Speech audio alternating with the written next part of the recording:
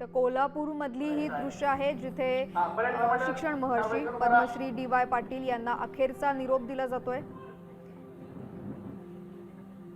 त्यांचे पुत्र सतेज पाटील हे सुद्धा आपल्याला दिसतात, त्यांना अश्रू अर्थातच अनावर झालेले आहेत। शासकीय इतमामात मानवंदना DY पाटील यांना देण्यात येते।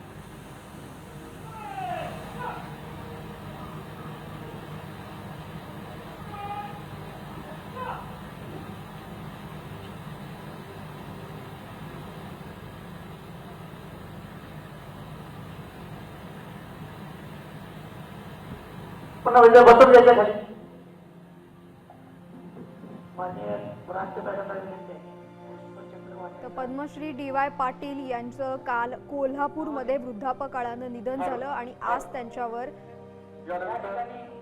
अंत्यसंस्कार करण्यात येत आहेत। शासकीय इतमामात बंदुकीच्या फैरी झाडून त्यांना मानवंदना देण्यात येते। यावेळी कोल्हापूरमध्ये जनसागर उसळलेला आपल्याला दिसतोय। DY पाटलांची अतिशय चौफेर कारकीर्द होती। मग ते राजकारण असो, क्रीडा क्षेत्र असो, शिक्षण क्षेत्र असो, समाजकारण असो, या सर्व क्षेत्रामध्ये DY पाटील यांची कारकीर्द बहरली। मात्र ते शिक्षण महर्षी म्हणून ओळखले जातात।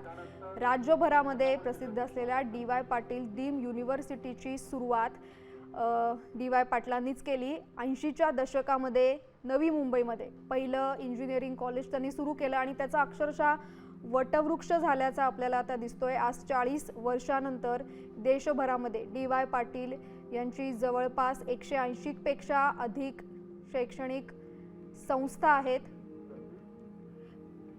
राज्यभरातले नेते त्यांना मानवंदना देण्यासाठी कोल्हापूरमध्ये आहेत। चंद्रकांत पाटील हे आता DY पाटलांना अखेरची मानवंदना देत आहेत।